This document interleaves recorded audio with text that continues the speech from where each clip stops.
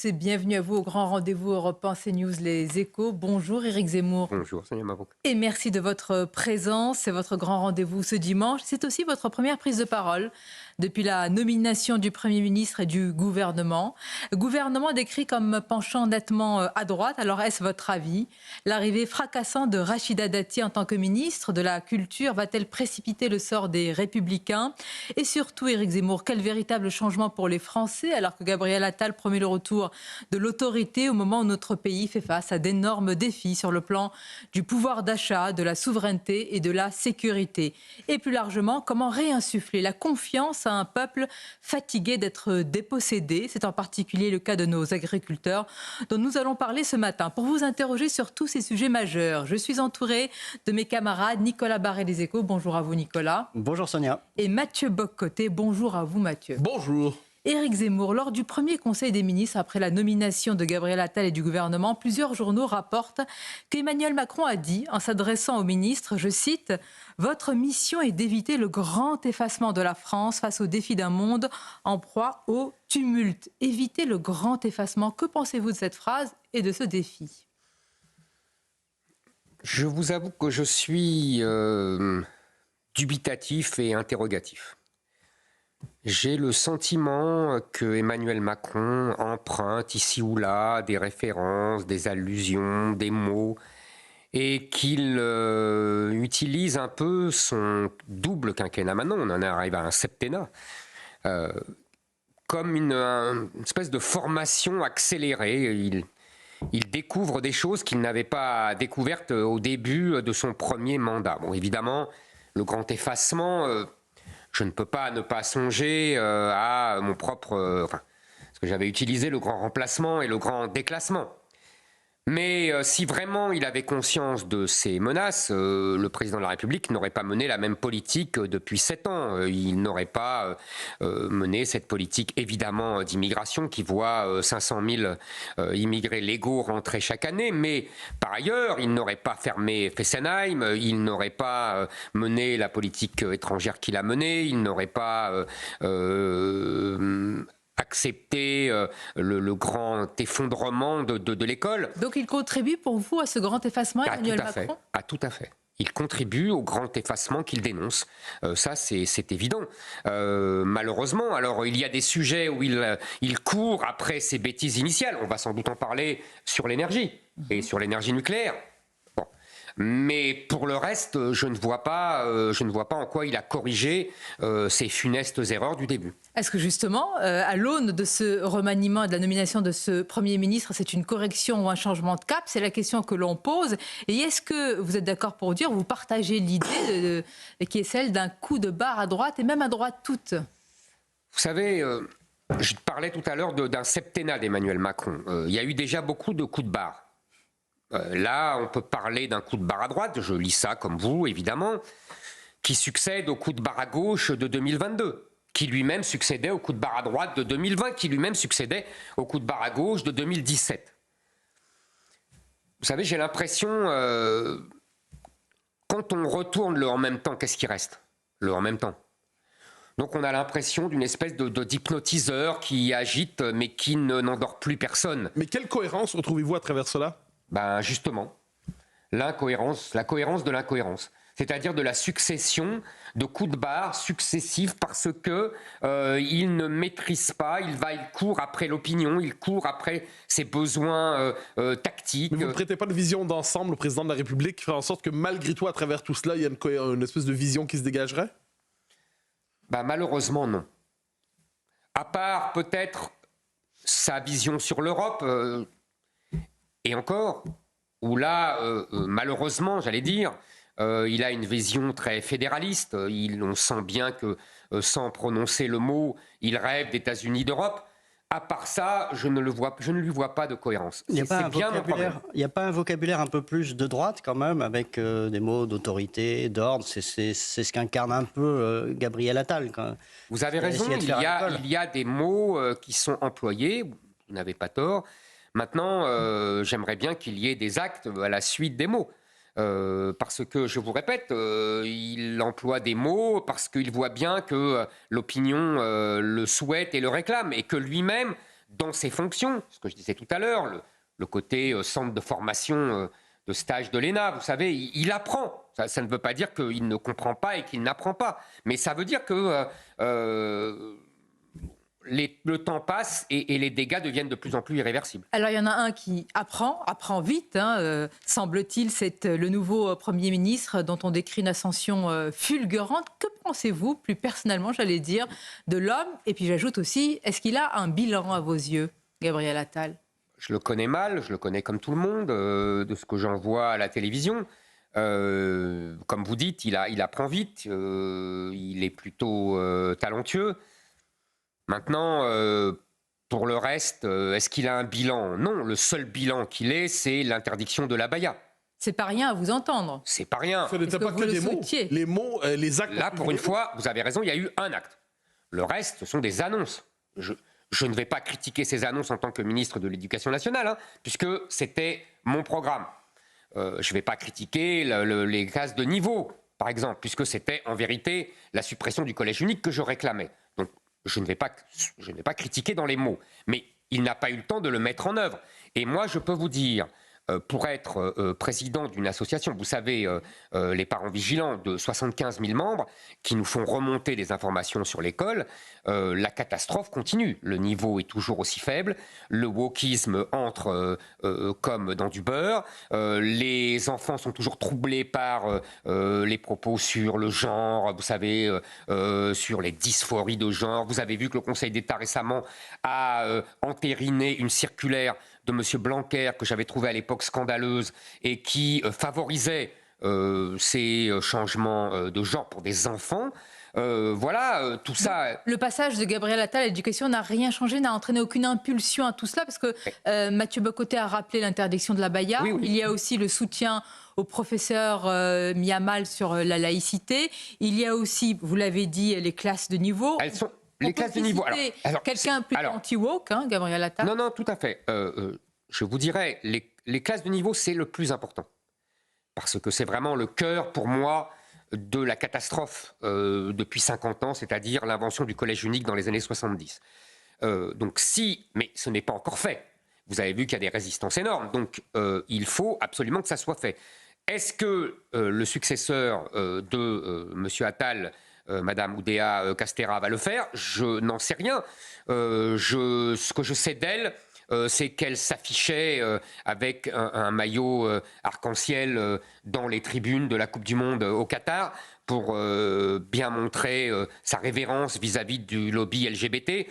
Je ne trouvais pas ça à l'époque. Opposition à ce moment-là, ou son opposition à ce moment-là, dans ce cadre justement de ce grand événement sportif, oui, à des régimes qui maltraitent les hommes. Mais dans ce cas-là, il ne faut pas y aller.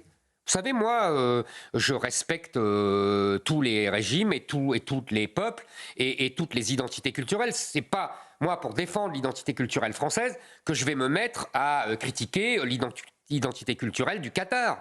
Ils ont bien le droit. Madame Oudéa Castéra n'a absolument pas de légitimité à venir donner des leçons de morale aux Qataris. Voilà, comme je ne supporte pas que des gouvernements algériens ou qataris nous donnent des leçons sur notre laïcité ou sur notre identité culturelle. Enfin, sur l'éducation, sa feuille de route est quand même assez claire. Elle s'inscrit dans le sillage de Gabriel Attal. Apparemment, mais vous savez... on a connu Attal qui a succédé à Pape Ndiaye, Pape Ndiaye qui a succédé lui-même à Blanquer. Vous voyez, tous ces... Justement, quelle colonne vertébrale Emmanuel Macron? Il n'y en a pas. Ben non, excusez-moi. Blanquer et Pape Ndiaye, c'est l'eau et le feu. Pape Ndiaye et Attal, c'est de nouveau l'eau et le feu.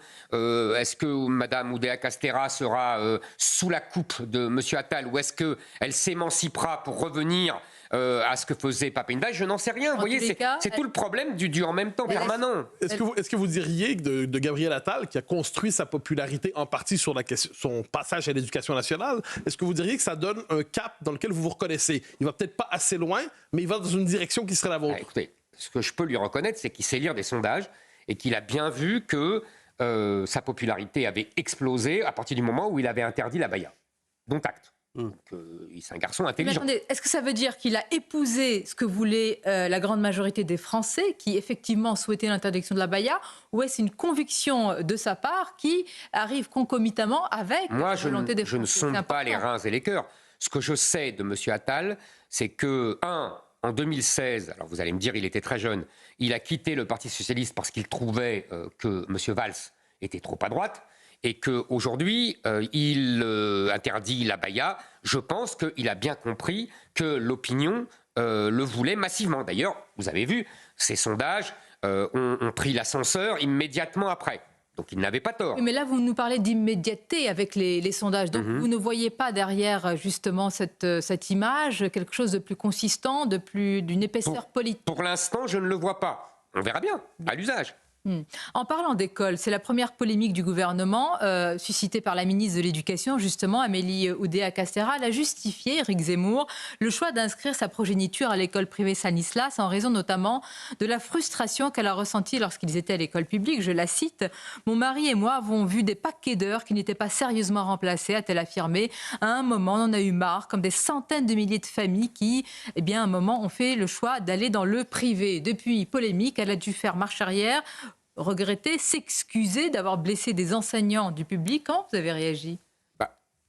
D'abord, je trouve que ses excuses et sa marche arrière, comme vous dites, augurent mal de ce que pense Mathieu Bock-Côté. C'est-à-dire que je vois plutôt une soumission immédiate aux pressions médiatiques et autres qui ne me donnent pas confiance. Mais passons.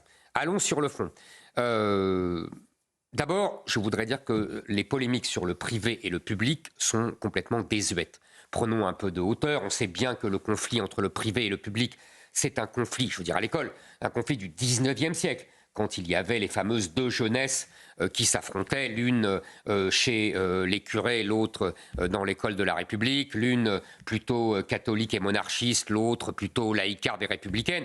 Enfin, tout ça est révolu depuis très longtemps. Donc oublions ces querelles-là.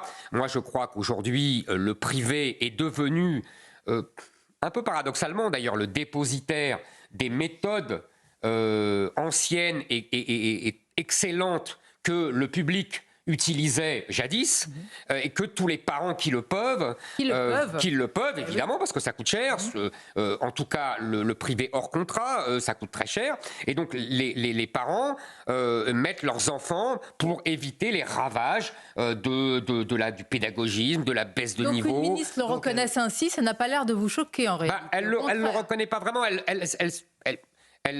comment dire, elle s'accroche à quelque chose de marginal, même si c'est agaçant, les heures non remplacées. C'est pas ça le sujet. Le sujet de fond, c'est l'effondrement du niveau scolaire, c'est la violence dans certaines écoles, c'est le wokisme, c'est la théorie du genre.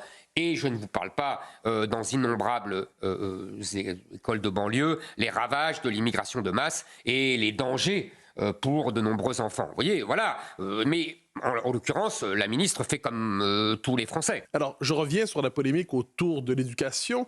Est-ce que la véritable polémique derrière cela, c'est pas qu'une partie importante des élites plaident pour un système, l'école publique et ainsi de suite, dont ils cherchent à s'extraire eux-mêmes pour leurs propres enfants? Est-ce qu'il n'y a pas la véritable question n'est-elle pas là? Alors, c'est sans doute une des questions sous-jacentes. Vous avez tout à fait raison, Mathieu Bock-Côté. En fait, ça dure depuis très longtemps, depuis des décennies. Nos élites, en particulier celles de gauche, prônent l'école publique, le vivre ensemble, etc. Et évidemment, n'ont de cesse que de mettre leurs enfants à l'abri des ravages que procure et que provoque cette école publique, malheureusement.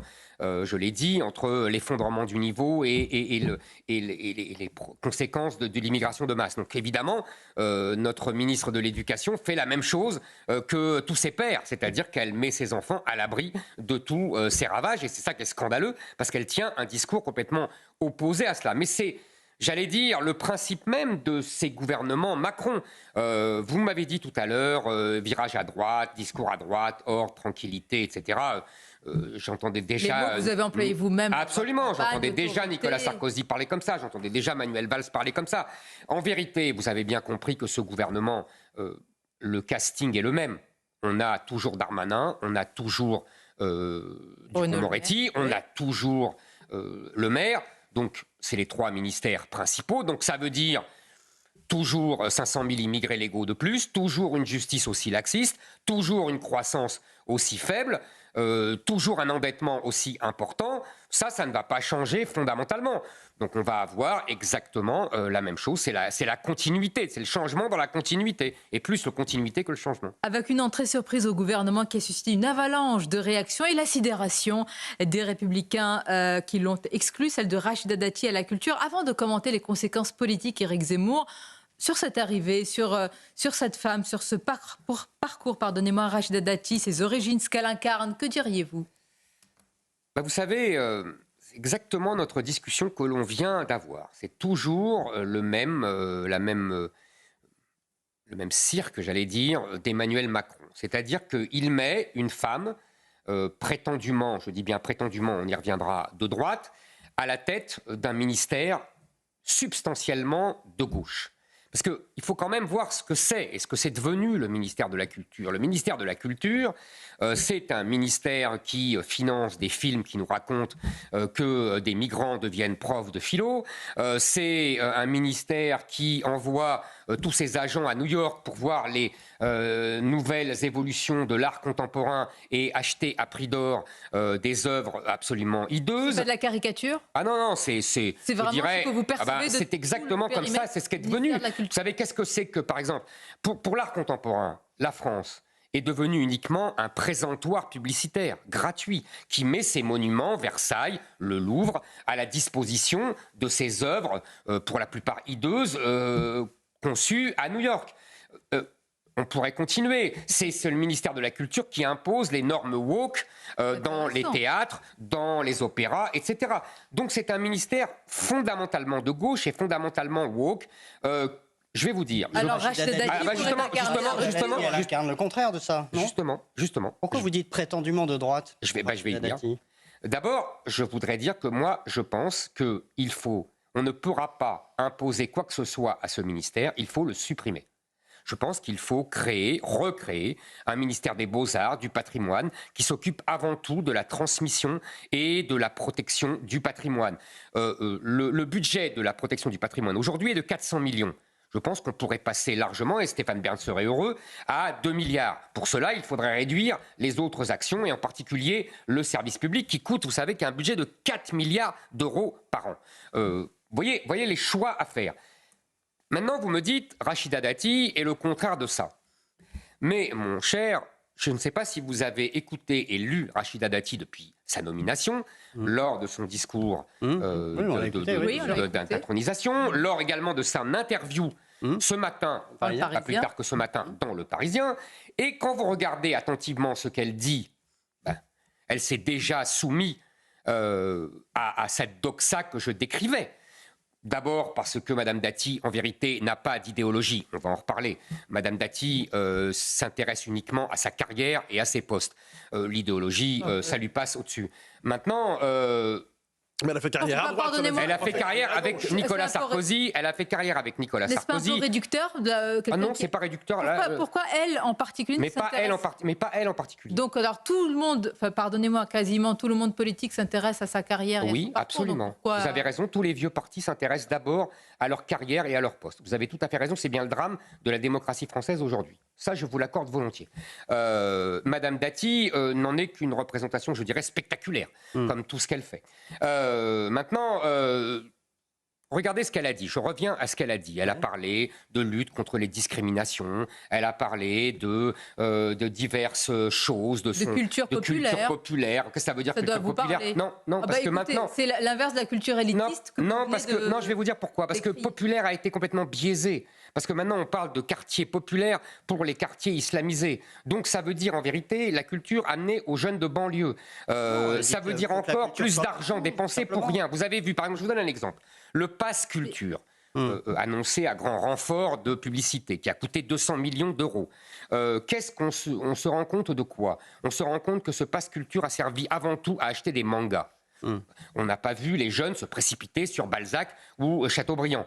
C'est d'ailleurs tout à fait logique, puisque on ne leur apprend plus vraiment à l'école cela. Donc évidemment, avec l'argent qu'on leur donne, ils vont acheter... Non, mais parce que je ne veux pas de faux semblants. Vous dites qu'elle s'intéresse d'abord à son parcours. Mais Absolument. le premier mot, quand un ministre de la Culture dit qu'il parle d'abord et qu'il veut mettre en avant la culture populaire, à l'inverse d'élitistes, je pense que ça vous parle. C'est un parcours quand même de la méritocratie républicaine. Rachida Dati, quoi qu'on en pense. Non, vous n'êtes pas d'accord ? Issu quand même des milieux modestes, arrivé... Ah oui, c'est sûr, mais je veux dire, elle a été quand même nommée ministre. Dans notre pays. Elle a quand même été ministre, elle a quand même été nommée, moi je me souviens très bien des conditions de sa nomination, comme ministre de la Justice par Nicolas Sarkozy. Nicolas Sarkozy l'a nommée là uniquement dans le cadre de la discrimination positive. Il disait lui-même, Nicolas Sarkozy, qu'il l'avait nommée parce qu'elle était maghrébine et d'origine marocaine. Je veux dire, elle a fait ses preuves en quoi ? Mais pardonnez-moi, elle a fait ses preuves en quoi ? Vous ne le voyez aucun... Non, je ne lui vois... Elle a existé par elle-même. Excusez-moi, mais en quoi, monsieur ? En quoi ? Je suis désolé. Dans ce cas-là, la présidente de Harvard aussi a fait ses preuves.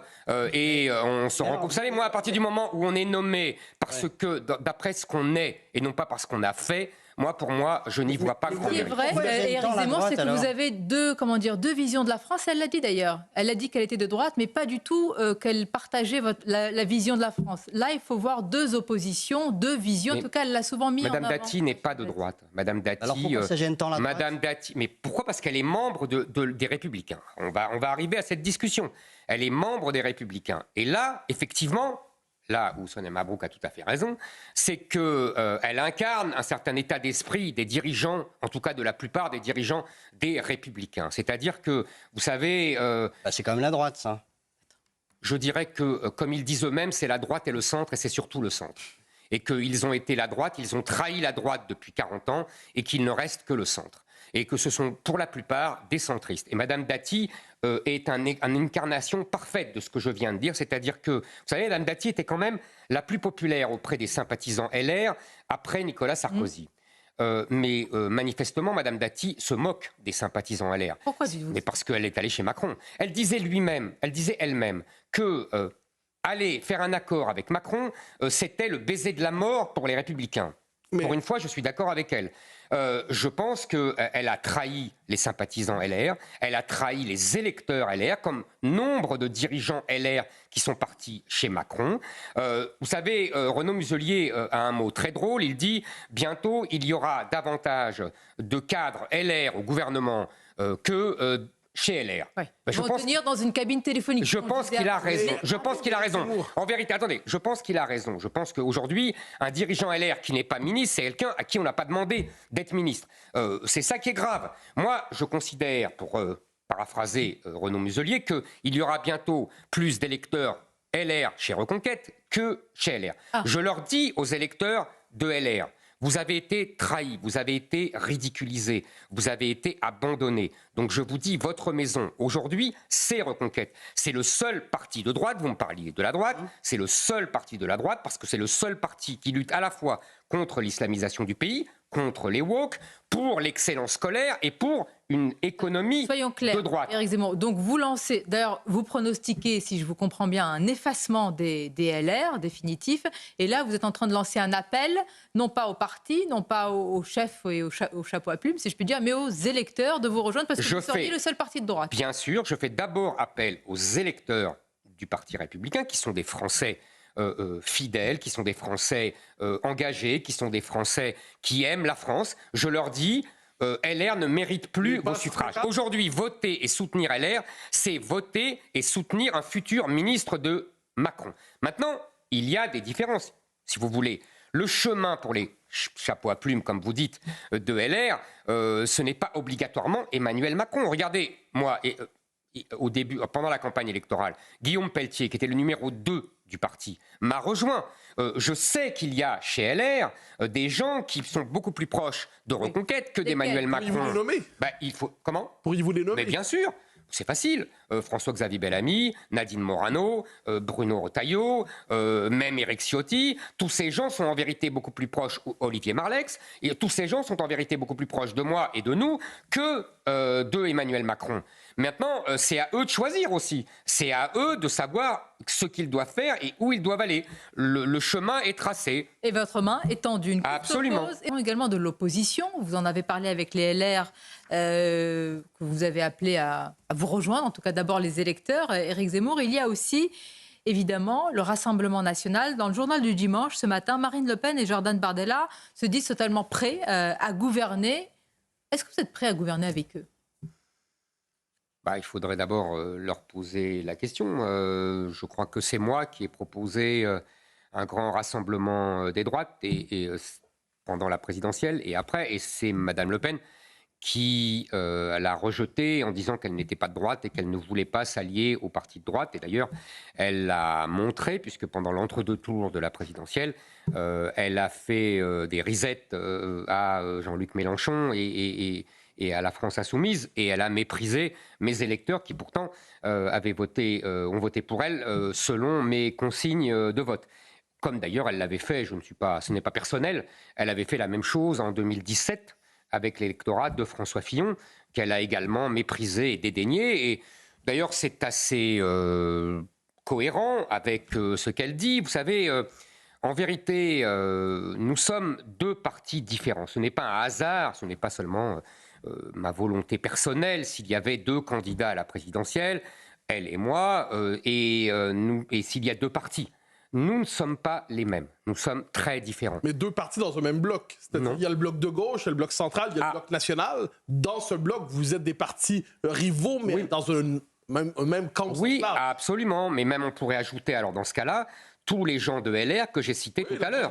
La droite de LR. Absolument, qui sont dans le même ensemble. Il faut élargir. Moi, c'est ça que j'avais proposé pendant la présidentielle. Bon. Maintenant, aujourd'hui, on voit bien, je vous disais, nous avons des différences très nettes. On a vu récemment lors du vote de la loi sur l'immigration que Mme Le Pen donne le RSA et les autres allocations sociales aux étrangers. Après un certain délai d'attente. Elle appelle ça la priorité nationale. Moi, je suis hostile. Je considère que les étrangers ne doivent pas toucher l'argent de la solidarité nationale, quel que soit le délai qu'on attend.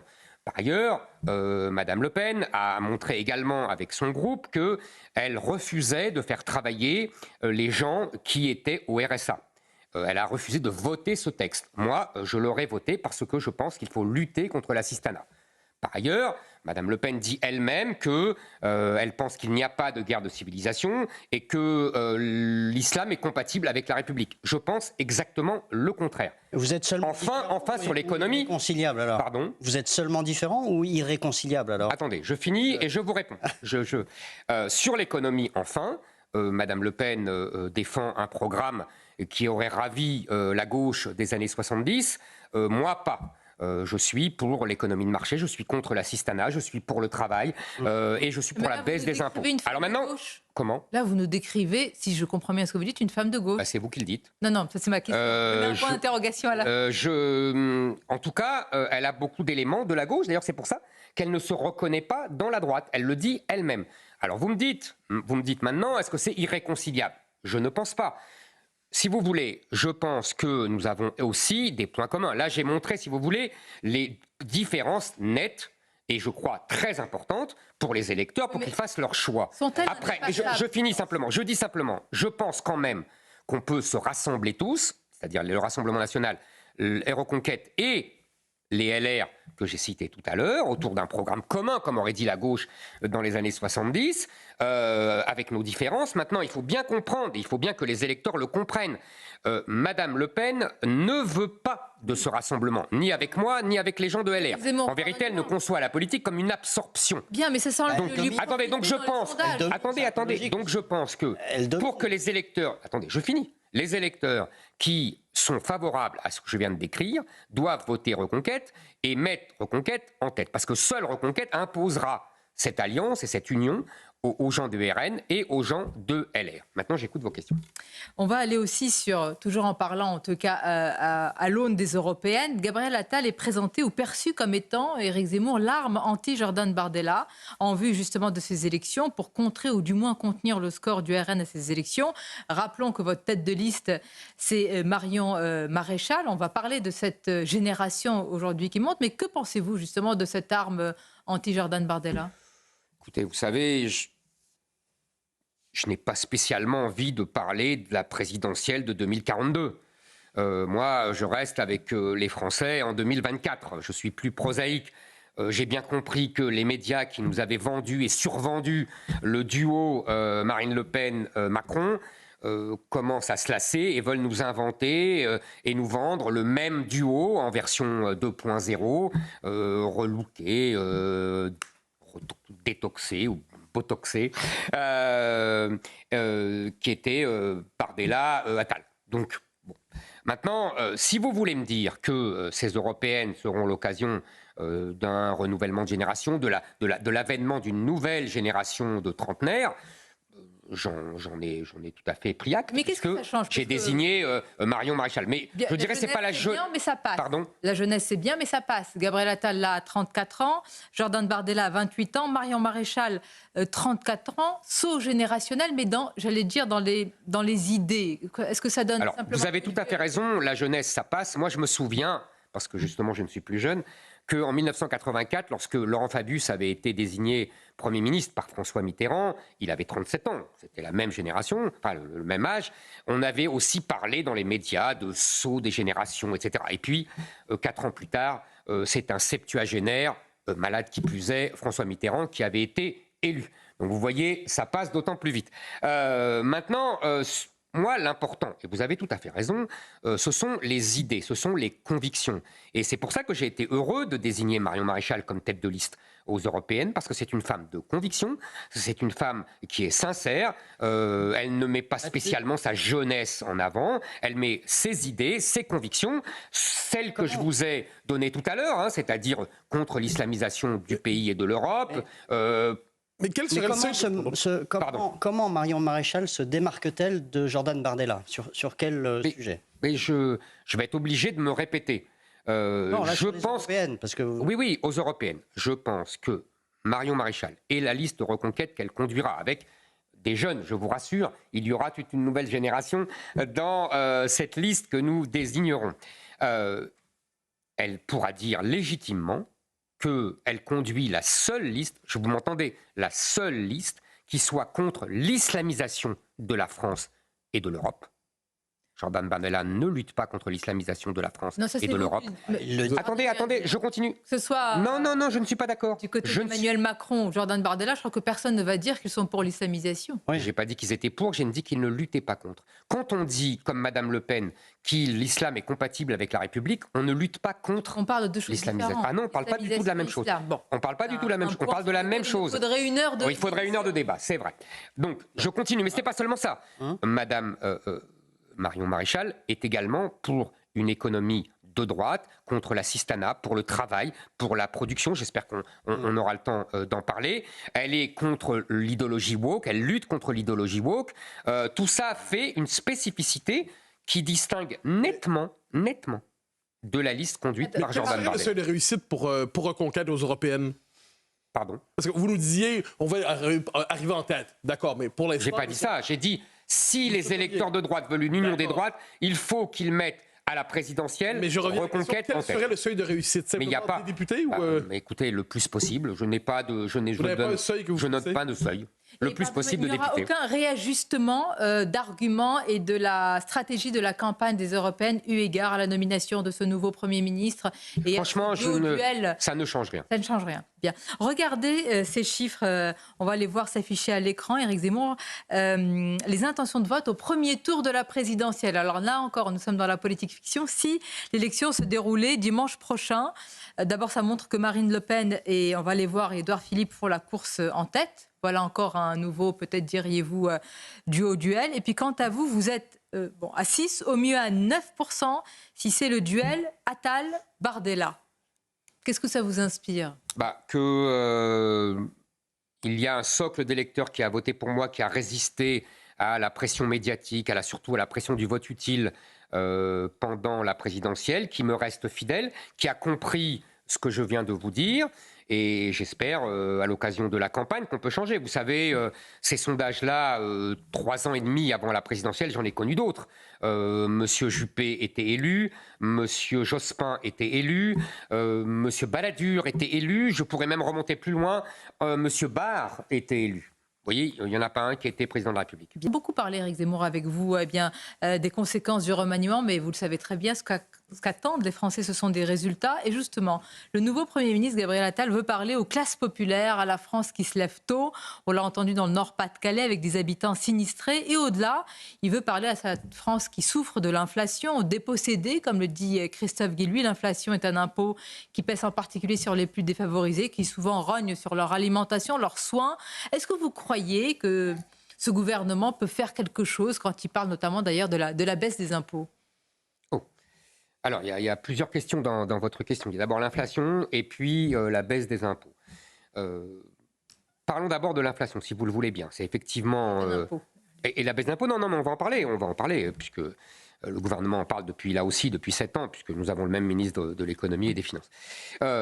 L'inflation, en fait, vous l'avez dit très bien, c'est un impôt non voté, qui prend de l'argent à tous les Français. Alors, chacun réagit différemment. Les plus aisés payent en maugréant. La classe moyenne paye en réduisant un peu. On fait Noël sans les huîtres, on fait Noël sans le foie gras. Et puis, vous avez tout à fait raison, les classes les plus populaires, là, se restreignent vraiment, courent les magasins à très bon marché, tombent parfois dans la précarité, etc., etc.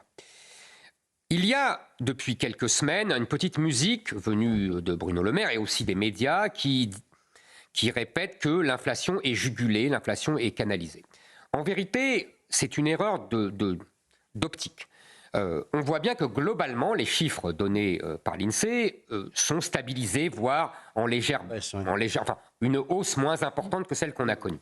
Mais il faut comprendre que pour les classes populaires dont vous parliez, le plus important, ce sont les produits alimentaires. Or, les produits alimentaires, eux, ont augmenté considérablement. Je vous donne 2 chiffres très simples. En 2023, ils ont augmenté de 11%. Et par rapport à décembre 2021, ils ont augmenté de 20,6%. C'est colossal. Ils ne reviendront pas à l'origine.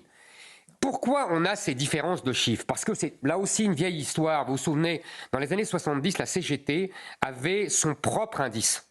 Parce qu'évidemment, il survalorisait pour les ouvriers et pour les classes les plus populaires la part de l'alimentaire. L'INSEE met à 19% la part de l'alimentaire dans son budget total. Or, pour les classes les plus pauvres, c'est 40, voire 50%. Alors évidemment, quand vous avez une augmentation, vous comprenez bien, de 10%, de 20%, elle est beaucoup plus importante quand ça se passe sur la moitié de votre budget. Donc même quand l'inflation diminue, c'est comme une inflation perçue en réalité. Exactement. L'inflation perçue pour les classes populaires est beaucoup plus importante. Alors ça devient compliqué. Et ça devient très compliqué. Qu'est-ce qu'a fait le gouvernement depuis 2 ans? Il a fait des chèques. Il a fait des chèques, il a dit tel pour compenser ceci, pour compenser cela. Bon, on s'est dit, pourquoi pas, c'est un pis-aller, après tout, les gens ont bien besoin de cet argent, etc. Sauf qu'on s'aperçoit de 2 choses. La première, c'est que on arrive au bout de ce système, d'ailleurs. Monsieur le maire lui-même le dit. Pourquoi? Parce qu'on a un déficit énorme, qu'on n'a pas réduit les dépenses, vous voyez qu'on arrivera à votre deuxième partie de question, et qu'on a une dette de 3 000 milliards. On a une dette énorme qui va finir par se voir, si j'ose dire, et qu'on ne peut pas continuer à faire des chèques. D'autant plus qu'on a vu, vous avez sans doute vu l'histoire des réparations. Il y a quelques semaines, le gouvernement avait fait une aide pour dire aux Français qu'ils peuvent faire réparer leurs objets plutôt qu'en acheter de nouveaux.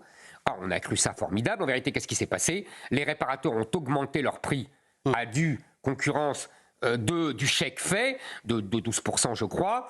Donc les réparateurs se sont enrichis, les Français n'ont pas gagné un centime, l'État s'est appauvri, il a dépensé pour rien, et donc on arrive à un système qui tourne en rond et qui n'est pas efficace. La vérité, je vais vous dire, c'est un système global. D'abord, l'inflation, c'est avant tout depuis 2 ans, et je pense que vous serez d'accord avec moi, c'est d'abord avant tout l'énergie. C'est le prix de l'énergie qui a explosé depuis 2 ans à cause de nos ennuis sur le nucléaire, à cause de l'Ukraine, etc. D'où l'échec qu'on a fait. D'où l'échec qu'on a fait. Vous n'auriez pas fait ça? Attendez, je pense que moi, je n'aurais pas dédaigné le nucléaire comme M. Macron l'a fait. Ça fait une différence. C'est que moi, depuis 7... oui, je vous le fais pas dire. C'est ce que j'ai dit tout à l'heure. Il court lui-même après ses bêtises. D'ailleurs, il n'était pas le seul. Je me souviens que Mme Le Pen, en 2011, disait qu'il fallait arrêter le nucléaire aussi.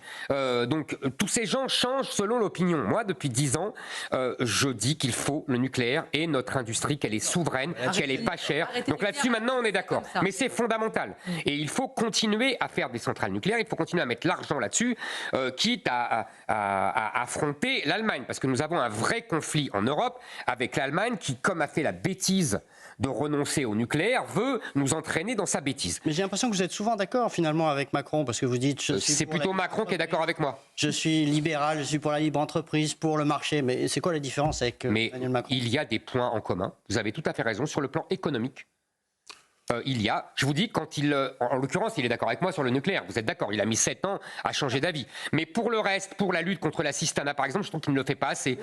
Pour la lutte contre l'endettement et pour la réduction... En fait, je vais vous dire, ce que je reproche à Emmanuel Macron, c'est de ne pas faire ce qu'il pense vraiment. Moi, je pense que depuis 40 ans, et là vraiment c'est global, nous souffrons d'un système fondamentalement pervers qui repose sur la consommation, sur l'immigration pour alimenter cette consommation, sur les subventions et sur les dépenses sociales pour alimenter cette consommation, donc sur la dette.